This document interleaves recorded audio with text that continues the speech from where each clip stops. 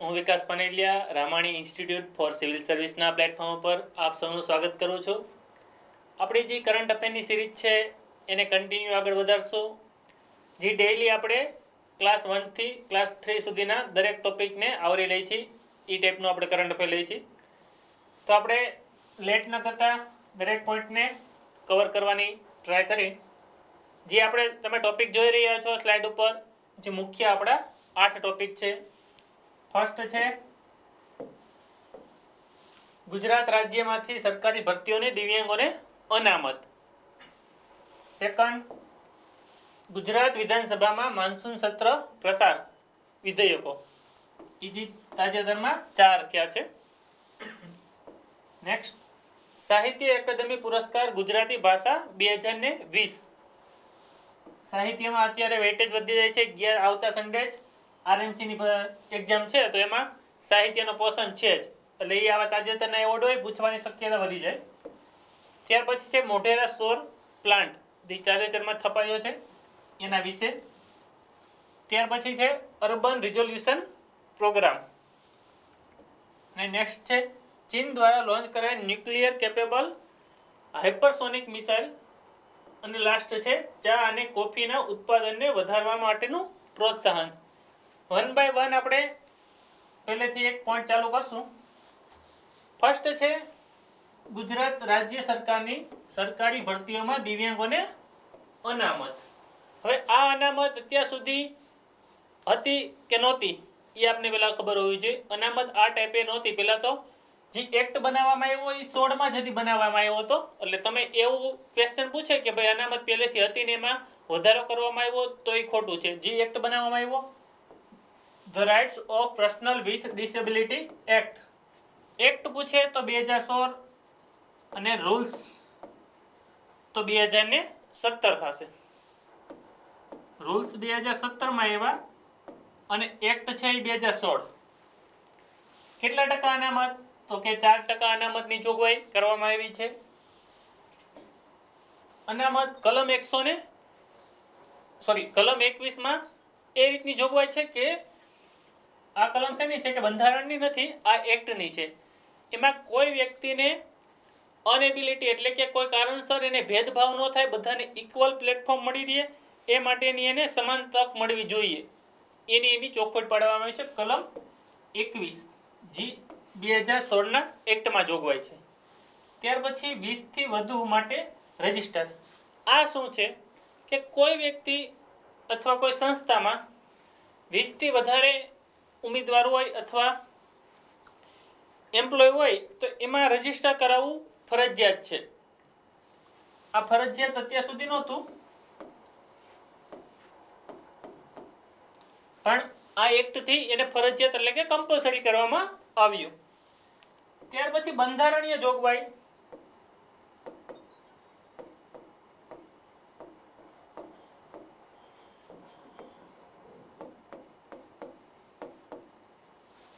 બંધારણીય જોગવાઈ 15માં કઈ રીતનું કીધું છે? તો કે 15માં કે છે જાતિ, ધર્મ,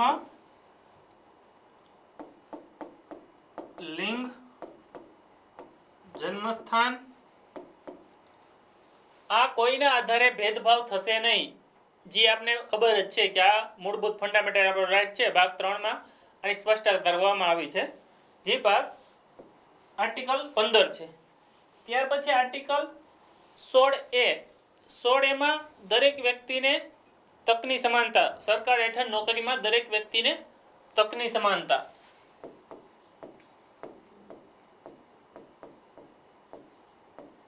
સરકારી નોકરીમાં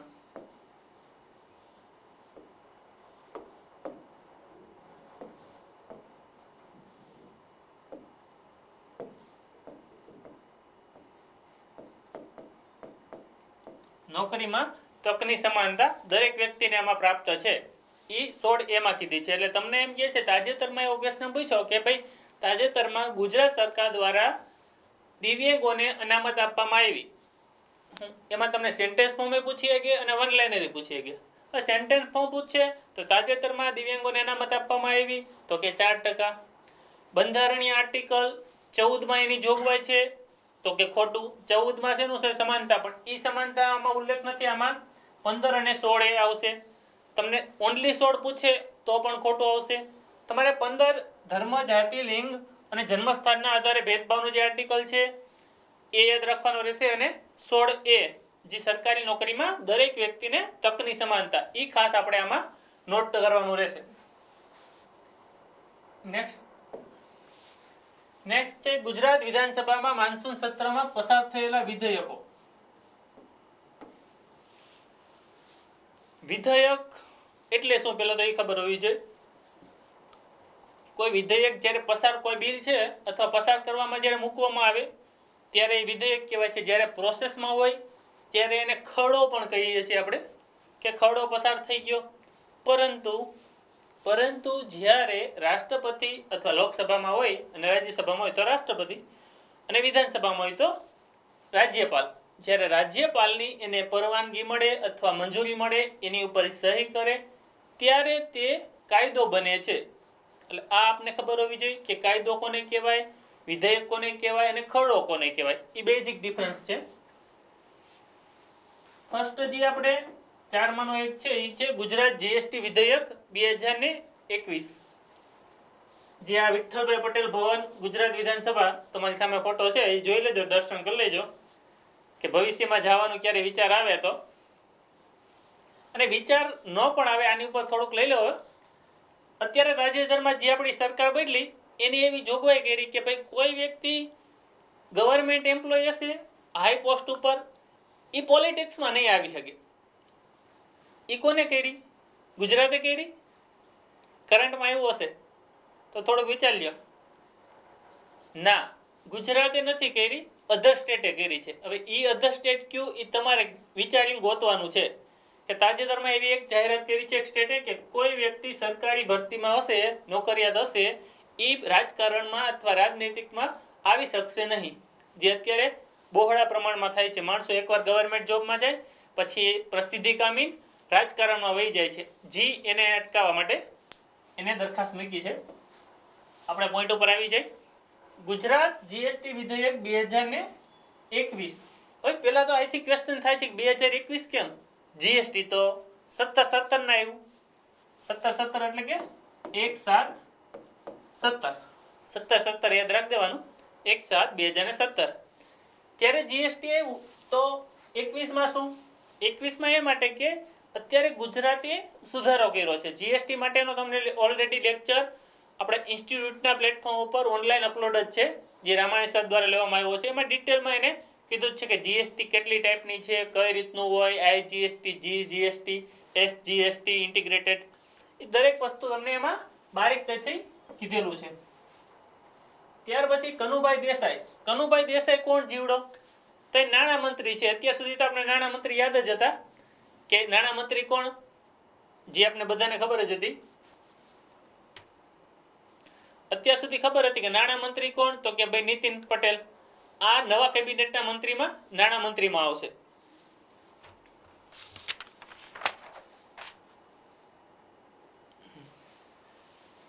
ત્યાર પછી છે વેપારી, ખેડૂતો અને નાગરિકો. હવે આ કોને બેનિફિટ થાય કે વેપારી, ખેડૂતો અને નાગરિકોને જીએસટી સરળતાથી સમજાવવા માટે અને એની આટીઘૂટીઓ દૂર કરવા માટે જોગવાઈ કરવામાં આવી છે. જે આ સુધારો છે એ વેપારીઓ, ખેડૂતો, નાગરિકો દરેક વ્યક્તિ માટે સરળ બનાવવામાં આવ્યો છે. જીએસટી કાઉન્સિલની ભલામણ. આ કોના આધારે ગુજરાત ગવર્મેન્ટને સુધારો કરવો પડ્યો? તો જીએસટી કાઉન્સિલની ભલામણથી એને એમાં સુધારો કરવામાં આવ્યો છે. 39 જીએસટી કાઉન્સિલની સભા ભરાણી હતી, એના આધારે સુધારો કરાયો છે. One nation one tax. One nation one tax જે કેન્દ્ર સરકારનું સપનું છે એને સુધારા અને સુસંગત બનાવવા માટે ગુજરાતે સુધારો કર્યો છે. જે રીતે સેન્ટરે કર્યો એ રીતે ગુજરાતે કર્યો. સુધારો કયા એક્ટમાં કર્યો છે? તો 2017 નો એક્ટ, જે તમને મેં કીધું કે 17/17/1/7/2017 આ એક્ટમાં સુધારો કર્યો છે. કનુભાઈ દેસાઈ નાણામંત્રી.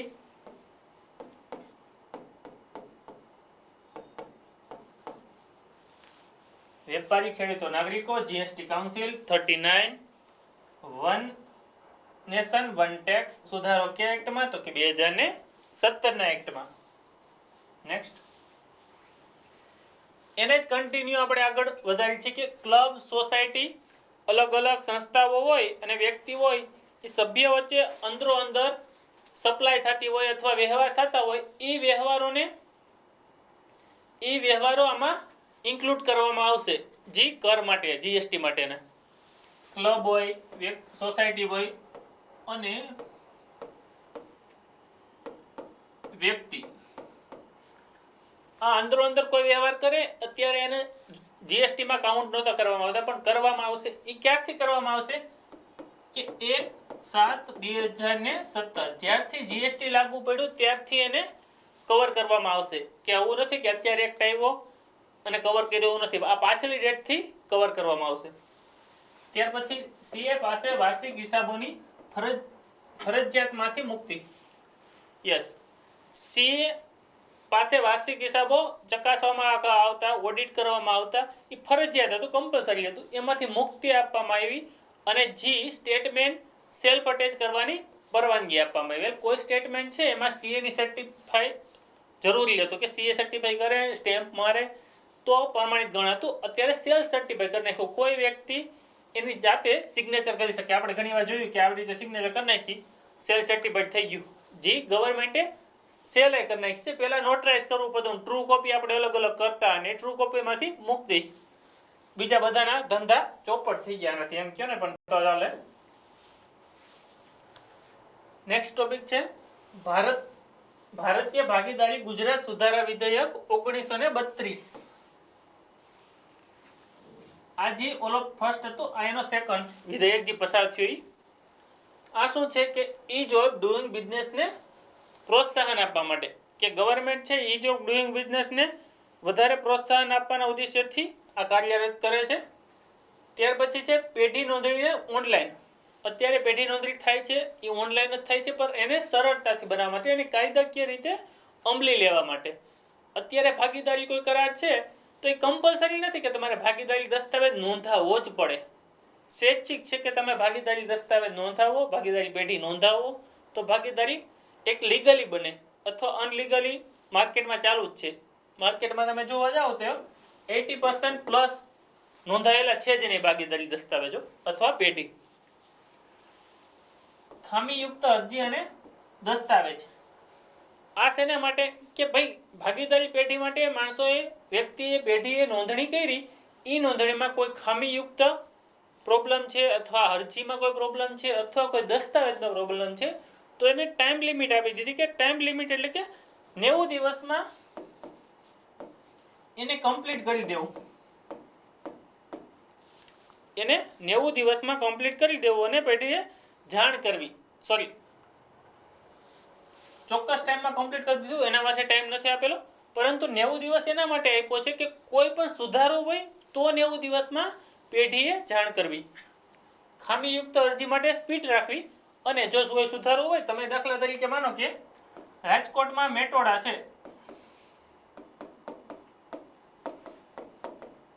મેટોડામાં તમારી ઇન્ડસ્ટ્રી છે, ભાગીદારી પેઢી છે, તમે ન્યાસ થઈ પીને ત્યાંથી તમારે હવે સાપર લઈ આવી છે તો એના માટે તમારું એડ્રેસ ચેન્જ થશે. એ એડ્રેસ ચેન્જ થાય એટલે તમારે 90 દિવસમાં રજિસ્ટ્રાર ઓફિસને જાણ કરવી. એ કેટલા? 90 દિવસ. આ દિવસ તમને ફેક્ટ તરીકે પૂછી લે. આ એક જેટનો તમે કહો ને તો એકાઉન્ટનો ભાગ છે 90 દિવસ. અપીલમાં અત્યાર સુધી શું થતું કે ભાઈ હાઈકોર્ટ છે, તમારે એની પાસે ડાયરેક્ટ અપીલ કરવાની આવતી. અત્યારે એના માટે એક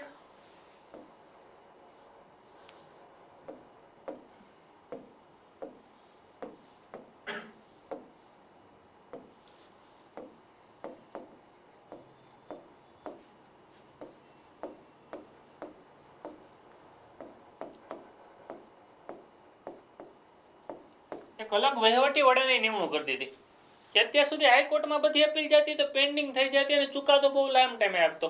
એના માટે એને ટેમ્પરરી એક કામ કર્યું કે ભાઈ અલગ એના માટે વહીવટી વડા કે એ ટેમ્પરરી ચુકાદો ને એને સ્પીડમાં આવશે. આ યાદ રાખજો ખાસ, ભાગીદારી 1932 નો કાયદો છે. અને કંપની પૂછે તો 1956 તાજેતરમાં 2013 જે સુધારા નવો થયેલો છે. નેક્સ્ટ આ ત્રીજો પોઈન્ટ છે ગુજરાત ખાનગી યુનિવર્સિટી સુધારા વિધેયક 2021. આની શું કામે જરૂર પડી તાજેતરમાં? આપણે જીતુ વાઘાણી સેના મંત્રી છે. તાજેતરમાં જો આપણે મંત્રીમંડળ નવું આવ્યું એ તૈયાર કર્યું હોય તો ખબર હોય કે આ શિક્ષણ મંત્રી છે. જે મહત્વના ખરડા હોય એ હંમેશા મંત્રી દ્વારા જ રજૂ થતા હોય. તમારે બધા મંત્રી ગોખવાની જરૂર નથી, પરંતુ જ્યારે કરંટમાં આવે એ મંત્રી યાદ રાખી લે, ઓટોમેટિક ગોખાઈ ગયા માની લેવાનું. તમને યાદ જ રહી જશે કે ભાઈ ખાનગી યુનિવર્સિટી છે. યુનિવર્સિટી શું છે? એજ્યુકેશન માટેનું. એજ્યુકેશન તો કે નાણામંત્રી, શિક્ષણ મંત્રી. શિક્ષણ મંત્રી કોણ? તો કે જીતુ વાઘાણી. એ રીતે હંમેશા યાદ રાખવાની ટ્રાય કરો. આત્મનિર્ભર અને રોજગાર. સ્ટુડન્ટને એટલે કે ગુજરાત ગવર્મેન્ટ વિદ્યાર્થીઓને આત્મનિર્ભર અને રોજગાર પ્રયત્ન કરી રહી છે કે રોજગારી એને મળે અને આત્મનિર્ભર રહે. Grant in add. આ શું છે? આ જે યુનિવર્સિટી એટલે કે ગવર્મેન્ટ યુનિવર્સિટી હોય, કોલેજ હોય, ગવર્મેન્ટ કોલેજ હોય એ અત્યાર સુધી ખાનગીકરણમાં ખાનગી સાથે મર્જ થઈ જતી હતી, જોડાઈ જતી. એને અત્યારે રદ કરી દીધું અને ગવર્મેન્ટ માટે એક અલગ બોડી બહાર પાડી. એટલે કે શું છે? ગુજરાત ખાનગી યુનિવર્સિટી વિધેયક. એમાં સુધારો કરીને આ હવે ગવર્મેન્ટને જ આમાં પરમિશન આપવામાં આવશે. આના માટે એને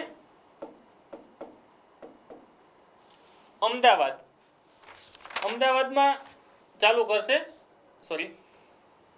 મિસ્ટેક છે. આમાં અમદાવાદ નહીં આવે ફ્રેન્ડ્સ. બસ આમાં આટલું જ છે કે ગ્રાન્ટ ઇન એડ છે હવે ખાનગીકરણ થતું એને રદ કરી દીધું છે.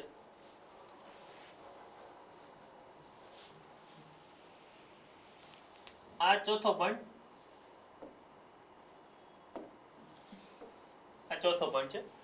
જે અત્યાર સુધી શું હતું? આ કૌશલ્ય સ્કિલ યુનિવર્સિટી વિધેયક 2021 કૌશલ્ય સ્કિલ યુનિવર્સિટી વિધેયક. બ્રિજેશ મેરેજ. આ કોણ છે? ક્યાં મંત્રી છે? એ આપને ખબર હોવી જોઈએ. આ શ્રમ અને રોજગાર મંત્રી છે.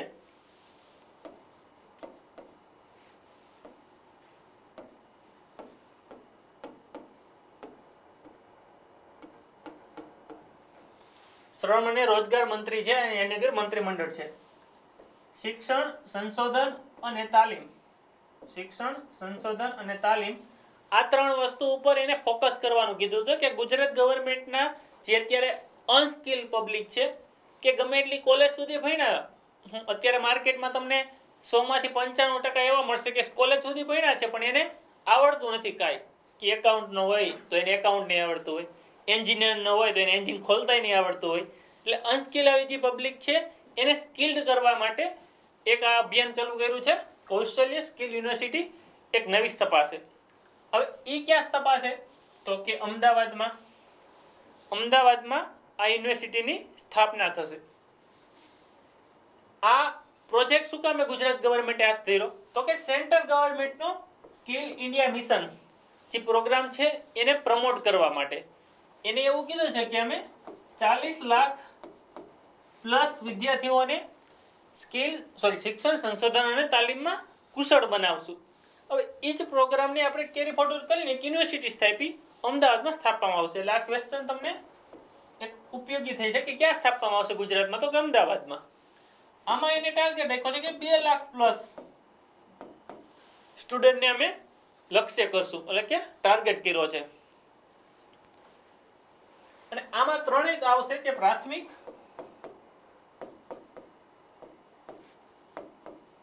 માધ્યમિક અને સેવા. ત્રણેયને ઇન્ક્લુડ કરવામાં આવશે. ત્રણેય સેક્ટરને આમાં ભેળવી દેવામાં આવશે. એવું નથી કે ખાલી માધ્યમિક છે, ઇન્ડસ્ટ્રી વાળા હોય એને જ આમાં સ્કિલ મળે એવું નથી. એગ્રીકલ્ચર વાળો હોય એને સ્કિલ મળશે, સર્વિસ સેક્ટર વાળો હોય એને પણ આમાં સ્કિલનો લાભ મળશે. કૌશલ્ય બધા માટે ઇમ્પ્રૂવ કરવાની એક તક મળશે. નેક્સ્ટ પોઈન્ટ છે સાહિત્ય એકેડમી પુરસ્કાર ગુજરાતી ભાષા 2020. આ એનો સિમ્બોલ છે કે 1905 એની સ્થાપના થઈ હતી સાહિત્ય એકેડમી પુરસ્કાર પરિષદ પુરસ્કાર શું આ પ્રથમ આ અત્યારે તાજેતરમાં 2021માં 2020 એવોર્ડ જાહેર થાય એટલે હંમેશા કેરી ફોરવર્ડ જ હોય આમાં એમ ન હોય કરંટ યરમાં જાહેર થાય. એટલે આ જે જાહેર થયા છે એ તમારા માટે સાહિત્ય માટે ખૂબ ઉપયોગી છે. આની પહેલાની ભરતીઓમાં બાળ પુરસ્કાર ને પૂછાયેલા જ છે કે એવું નથી પૂછાણા. સાહિત્ય એકેડમી પુરસ્કાર હરીશ મીનાક્ષુ બનારસી ડાયરી. ત્યાર પછી બાળ પુરસ્કાર નટવર પટેલને મળ્યો છે ભૂરીની અજાયબી સફર. આ ભૂરી યાદ રાખવાનું. બાળ જો યાદ રાખવા માટે બાળ હોય તો કેવો હોય નટખટ હોય તો કે નટવર ને નટખટ વ્યક્તિ જોડી દેવાનો. અજાયબી એટલે કે નખરા જ કરતો એની મોજમાં જ રહેતો હોય અજાયબી એ રીતે એને કનેક્ટ કરી દેવાના ત્રણેયને. ત્યાર પછી છે યુવા પુરસ્કાર અભિમન્યુ આચાર્ય પડછાયાની વચ્ચે. ત્યાર પછી અનુવાદ પુરસ્કાર કશ્યપી મહા પરિતત્વ લંકેશ્વર. આ થોડુંક નામ અટપટું છે એટલે આ યાદ રાખી લેવાનું કે કશ્યપી મહા એ નામ છે, પરિતત્વ લંકેશ્વર એની કૃતિ છે. આ ચાર કોઈ પણ સંજોગોમાં ગોખી લ્યો તો હું એમ કહું ને તોય ચાલે, કેમ કે આ ચારમાંથી તમને એક તો પૂછી જ લેશે એ 100%. કોઈ પણ હમણાં તાજેતરમાં એક્ઝામ આવશે સાહિત્યમાંથી પૂછી લે, એને તાજેતરનું કોઈ ઘટના પૂછવી હોય તો પૂછી શકે. હવે ભવિષ્યમાં સાહિત્ય પુરસ્કાર કોને મળ્યા અથવા મળશે પાછળનું ક્યારેય તમને પૂછતા નથી કે રતિલાલ બોરીસાગરને 2020માં સાહિત્ય એકેડમીનો પુરસ્કાર મળ્યો હતો તો એ ક્યારેય પૂછશે નહીં કે એ ભલે જૂનું થઈ ગયું. એની કૃતિ કઈ હતી કે મોજમાં રહેવું રે. એ તો આપણે બધા રહે જ છીએ કે મોજમાં રહેવું રે, બાકી બધું ખોજમાં રહેવું રે. એટલે એ માટે નથી, આ મોજમાં રહેવું એ 2020ની રતિલાલ બોરીચાની કૃતિ હતી. નેક્સ્ટ છે મોઢેરાના સૌર પ્લાન્ટ. મોઢેરા જે સૂર્ય મંદિર આવેલું છે એનામાં સૌર પ્લાન્ટની સ્થાપના થઈ. સૂર્ય મંદિર ક્યાં આવેલું છે તો કે મહેસાણામાં. મહેસાણા જિલ્લાનો કયો તાલુકો તો કે બહુચરાજી તાલુકો. એટલે આ તમને તાલુકો ખબર હોવી જોઈએ. અત્યાર સુધી એવું પૂછે ક્યાં જિલ્લો તો મહેસાણા તો બધાને ખબર જ હોય. તાલુકો પણ આમાં યાદ રાખવાની આપણે જરૂર પડશે. કેવડો સૌર પ્લાન્ટની સ્થાપના થઈ તો કે 6 મેગાવોટની અથવા 1.50 લાખ યુનિટ. બેમાંથી કોઈ પણ તમને ફિગર પૂછી શકે કે ભાઈ 6 મેગાવોટની સ્થાપના થઈ કે 1.5 લાખ યુનિટ. એટલે આમાં તમે જો ગણતરી કરવા બેસો તો 1 મેગાવોટ ઇક્વલ 25,000 યુનિટ થાય. આના ઉપરથી આપણે એ ખબર પડે કે ભાઈ મેથ્સ એટલું ખબર હોય તો આને ડિવાઈડ કરી શકીએ તો 1 મેગાવોટ બરાબર 25,000 સમથિંગ યુનિટ થતા હશે. જે તાજેતરમાં જો આ રહ્યો આને આપણે ઇમેજ રાખેલી છે એટલે તમને આઈડિયા આવે. સૌર ઉર્જા સંચાલિત ગ્રામ, જે ભારતનું એવું એક ગ્રામ છે કે સૌર ઉર્જા 100% સંચાલિત, એટલે 24/7 દિવસ એને સૌર ઉર્જા સંચાલિત છે. નાઇટમાં પણ એ સૌર ઉર્જાથી જ આખું ગામ ચાલતું હશે. જે આ ગામ સૂર્ય મંદિર આવેલું છે તે. ત્યાર પછી છે 69 કરોડનો ખર્ચ એના માટે. પરંતુ આમાં એક ઇમ્પોર્ટન્ટ એ વસ્તુ છે કે ભાઈ સેન્ટર અને સ્ટેટ બંને 50-50% રેશિયો રહેશે ઇન્વેસ્ટમેન્ટનો. એવું તમને વિધાન પૂછી શકે કે ભાઈ ઓનલી ફોર સ્ટેટ ગવર્મેન્ટ આમાં કાર્યરત છે અથવા એના દ્વારા સ્થાપવામાં આવ્યો છે તો કે ના, એમાં સેન્ટર અને સ્ટેટ બંને 50-50% હિસ્સો રહેશે. ખર્ચની વહેંચણી જ્યાં તમને મેં કીધેલું જ છે. ત્યાર પછી આપણે સૂર્ય મંદિર વિશે થોડુંક ડીટમાં જોઈએ, કેમ કે આ કલ્ચરનો એક સબ્જેક્ટનો પોઈન્ટ છે. આ સોલાર સૂર્ય મંદિર આવેલું છે મહેસાણા મોઢેરાનું સૂર્ય મંદિર છે. આ જે લેક છે એની ફરતી અલગ અલગ મૂર્તિઓ આવેલી છે. કેટલી મૂર્તિ છે તો કે 108 મંદિર આવેલા છે. આમાં જે મેન મંદિર છે એમાં 12 અલગ અલગ સૂર્યની મૂર્તિ આવેલી છે. ક્યારે સ્થાપના થઈ? તો કે 10મી સદીમાં 26-27માં 1026-27 પુષ્પાવતી નદીના કિનારે. ભીમદેવ પહેલો, આ ક્વેશ્ચનમાં તો અવારનવાર પૂછાઈ ગયો છે કે ભીમદેવ પહેલો ને ભીમદેવ બીજો અને હું કર્ણદેવ ને એવા MCQ તમને સેટ કરી દેશે, તમે હિસ્ટ્રીમાં કન્ફ્યુઝ થઈ જશો. હું કે ભીમદેવ પહેલો. શૈલી એની કઈ આવે? તો કે નાગર શૈલી. નાગર શૈલી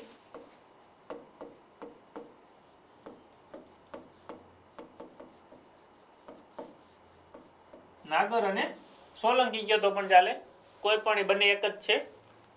એટલે ઘણી વાર તમને નાગર પૂછી લે, ઘણી વાર સોલંકી પૂછી લે, એક જ શૈલી છે. ઉત્તરાર્ધ મહોત્સવ. ઉત્તરાર્ધ મહોત્સવ દર વર્ષે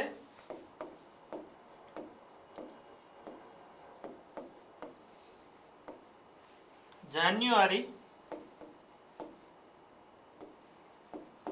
મહિનો, દર વર્ષે જાન્યુઆરી મહિનો ઉત્તરાર્ધ મહોત્સવમાં શાસ્ત્રીય નૃત્ય અથવા શાસ્ત્રીય સંગીત ઉપર ભાર આપવામાં આવે છે અને આખી રાત એ મહોત્સવ કાર્યરત હોય છે.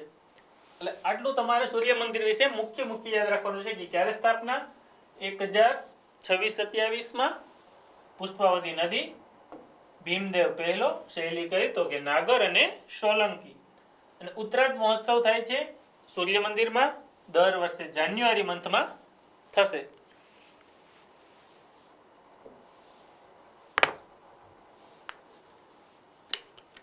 ત્યાર પછી છે અર્બન રિઝોલ્યુશન પ્રોગ્રામ. પાણી ગ્રહણ કરી લે હવે.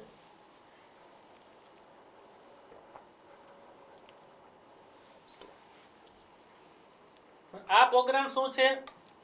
તો કે 4 દેશમાં 4 દેશ એના માટે નક્કી કર્યા છે. એ 4 દેશ ક્યાં ક્યાં એ આપને ખબર હોવી જોઈએ. અને 4 દેશના 7 શહેરો છે નક્કી કર્યા છે. આપણે શું કામે ભણવું એ આના ઉપરથી આપણે આઈડિયા આવી જશે. જે 4 દેશ છે એમાં પ્રથમ તો આપણું લોકલાડીલું ભારત, સેકન્ડ છે ઇન્ડોનેશિયા,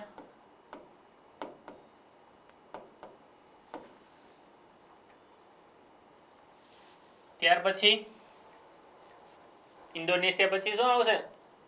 4 છે મુખ્ય આપણા. સેકન્ડ ઇન્ડોનેશિયા, મલેશિયા અને સૌના મોઢે હંમેશા પ્રખ્યાત એવું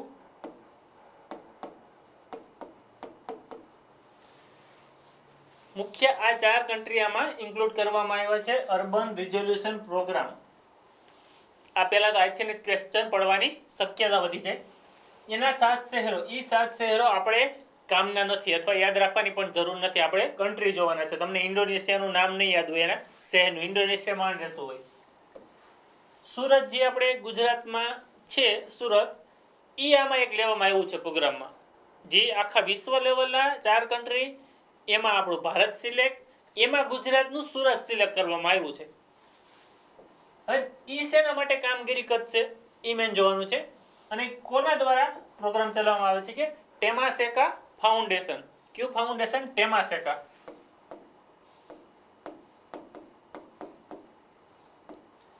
આ સિંગાપુરનું ફાઉન્ડેશન છે. ટેમાસેકા ફાઉન્ડેશન દ્વારા આ પ્રોગ્રામ ચલાવવામાં આવે છે. સુરત સિલેક્ટ છે, 4 કન્ટ્રી અને 7 શહેર. ત્યાર પછી આ 5 નો આવે, એસ આવે, સુરત મ્યુનિસિપાલિટી કોર્પોરેશન દ્વારા વેસ્ટ વોટર અને સોલિડ વેસ્ટ એ વસ્તુ નહીં આવે, વેસ્ટ આવશે.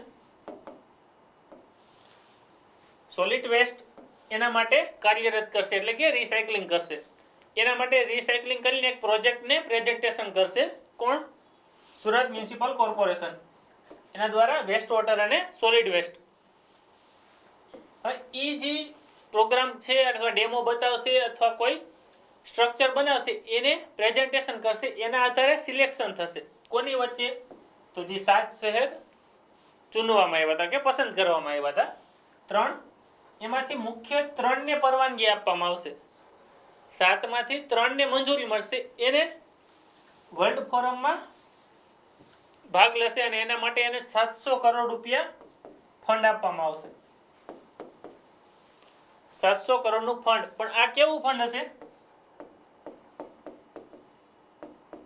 Soft loan. જે આપણે આ નેક્સ્ટ કાલના લેક્ચરમાં જ આપણે જોઈ ગયા કે સોફ્ટ લોન કેને કહેવાય અથવા ક્રેડિટ લોન કીધી હતી આપણે. આ લોન છે એ વ્યાજ સાવ નહિવત હશે. પોઈન્ટમાં વ્યાજ ગણો તો અહીં હશે 1% માણ હશે રેર કેસમાં ઘણીવાર, કા પોઈન્ટમાં હશે એનું વ્યાજ. તો તમારે ઓનલી ફોર વ્યાજ જ આમાં પે કરવાનું રહેશે. ઇન્ટરેસ્ટ ઇન્ટરેસ્ટ જ પે કરવાનો રહેશે. મુદત તમારે પે કરવાની રહેશે નહીં. એ કેટલા માટે એને નક્કી કર્યું હોય કે ભાઈ આવતા 20 વર્ષ માટે આ સોફ્ટ લોન તમને આપવામાં આવે છે 700 કરોડની, તો તમારે મુદત 20 વર્ષ પછી આપવાની. ઓનલી ફોર ઇન્ટરેસ્ટ જ પે કરવાનું આમાં રહેશે.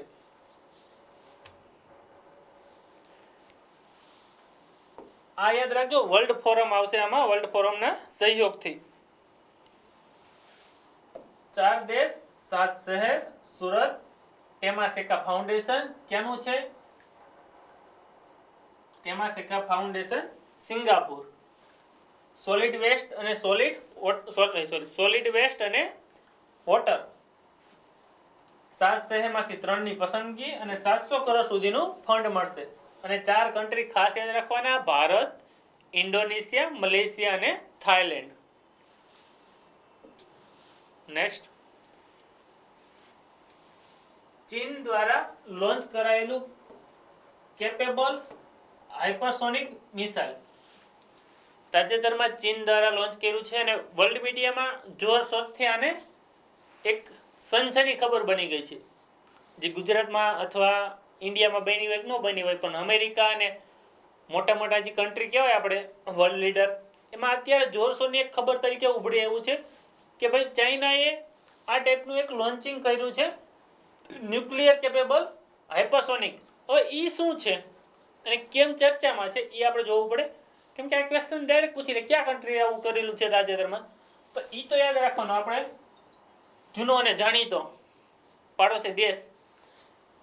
એટલે વિશ્વનો પ્રથમ એવો દેશ બન્યો કે એને વિશ્વ ભ્રમણ માટેનું એક મિસાઇલ છોડી રોકેટ દ્વારા, અને આખું વિશ્વનું ભ્રમણ કરીને પાછો આવી ગયો એના સ્થાને. પણ એના સ્થાને પર્ટિક્યુલર નથી એવું ટાર્ગેટથી 30 થી 40 કિલોમીટર દૂર એનો ટાર્ગેટ અચીવ નથી થયો. 30 થી 40 કિલોમીટર દૂરે એ લેન્ડિંગ થયું.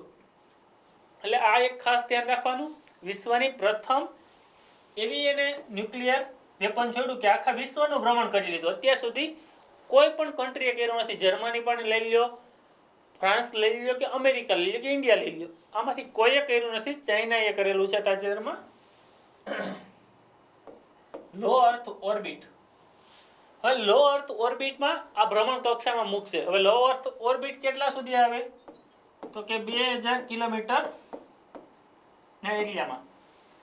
ત્યાં સુધી આને ભ્રમણ કક્ષામાં તરતું મૂકવામાં આવશે. એટલે એ સ્પીડે ન્યા ચક્કર લગાવશે.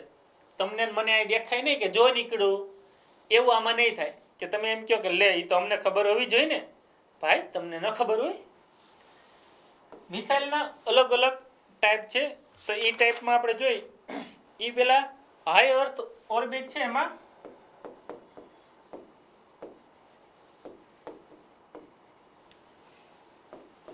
હાઈ અર્થ ઓર્બિટ ઘણી વાર તમને એવો ક્વેશ્ચન પૂછેલી કે હાઈ અર્થ ઓર્બિટ કેટલા કિલોમીટરની ઊંચાઈ આવેલું હોય? તો 35,786. આ તો આંકડો બધાને ખબર જ હશે. 786 એ દિલ કો દે સહારા એવું.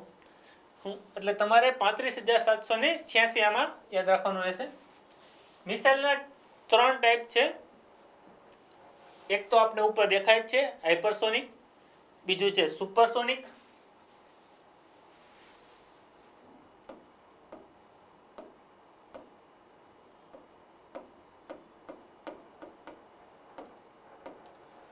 હાઇપરસોનિક, સુપરસોનિક અને સબસોનિક.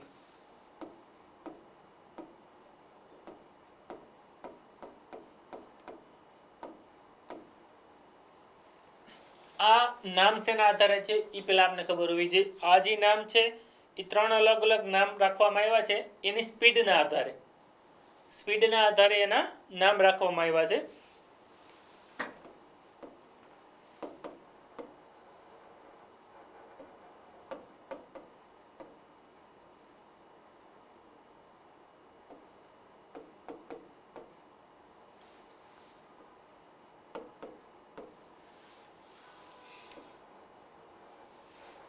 આ શું લખ્યું તો આમાં એ રીતે છે કે ભાઈ હાઇપરસોનિક મિસાઇલ છે એની સ્પીડ 5 મેકથી વધારે, એટલે જે મિસાઇલની સ્પીડ માપવામાં યંત્ર છે અથવા એકમ જે વપરાય છે એના માટે મેક શબ્દનો ઉપયોગ થાય છે. 5 મેકથી વધુ સ્પીડ, જે અત્યારે તાજેતરમાં rare of the rare country આ સ્પીડે પહોંચી શક્યા છે. આ સ્પીડે પહોંચવા માટે rare of the rare country હજી એલિજિબલ થયા છે. ત્યાર પછી આવે સુપરસોનિક, એનાથી નીચે આવશે. 1 થી 5 મેકની સ્પીડ હોય એ સુપરસોનિક કહેવાય, અવાજ કરતાં વધુ સ્પીડ હોય એની. સબસોનિક એટલે 0 થી 1 મેક સુધીની સ્પીડ હોય એ સબસોનિક કહેવાય. આ એનું બેઝિક છે સાયન્સ. નેક્સ્ટ જોઈ લે. ચા અને કોફીના ઉત્પાદનને વધારવા માટે પ્રોત્સાહન. હવે આ શું છે? આ તાજેતરમાં છત્તીસગઢે આના માટે લોન્ચ કર્યું છે કે ચા અને ઉત્પાદન કોફીને વધારવા માટે પ્રોત્સાહન આપી રહી છે. આ શું કામ? એટલે આપણો આટલો જ પોઈન્ટ લીધો. એનું પણ એક રીઝન હશે, કેમ કે જ્યારે આપણે ચા અને કોફી કહી એટલે ચા એટલે આપણે આસામ હિલ સ્ટેશનમાં વહીએ છીએ. 7 સિસ્ટર જે આપણા સ્ટેટ છે, આસામ, મેઘાલય, મણિપુર, ત્રિપુરા, મિઝોરમ, એમાં આપણે મણિપુર, એમાં આપણે વહી જઈએ છીએ. અને જ્યારે કોફીનું કહે ત્યારે કેરળ, કર્ણાટક અને તમિલનાડુ, જે આપણે નીચેનો એરિયો કહી, એમાં આપણે ડાયરેક્ટ નજર જાય. પરંતુ છત્તીસગઢ આમાં લાઇમલાઇટમાં આવ્યું છે, એટલે તમારે ખાસ યાદ રાખવાનું રહેશે. ઓપ્શનમાં તમને અસમ પૂછી લે, કર્ણાટક, કેરળ, કોઈ પણ એવા ઓપ્શન સેટ કરી શકે અને તમે કન્ફ્યુઝ થાવ. આમાં કન્ફ્યુઝ નહીં રહેવાનું, આમાં છત્તીસગઢ જ આવશે. ત્યાર પછી છત્તીસગઢનો એક પ્રોગ્રામ છે કૌશલ્ય માતૃત્વ યોજના. એ છત્તીસગઢ સરકાર દ્વારા લોન્ચ કરવામાં આવ્યો છે, એ પણ યાદ રાખવાનું રહેશે. આ છે પીએમઓમાં નવા સંયુક્ત સચિવ. પીએમઓમાં નવા સંયુક્ત સચિવ તાજેતરમાં નિમણૂક થઈ છે, મીરા મોહંતી.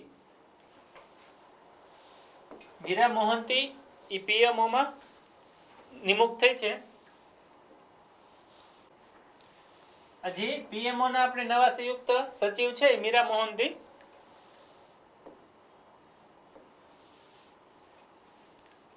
બસ હવે આપણે જે અહીંયા આટલા ટોપિક મેન જે હતા આજના દિવસના એ કરંટના કનેક્ટ કરી લીધા છે. આમાં ઓલમોસ્ટ બધા આવી જાય છે. નેક્સ્ટ ટાઈમે આપણે આવતા દિવસે નવા ટોપિક સાથે મળી. બાય.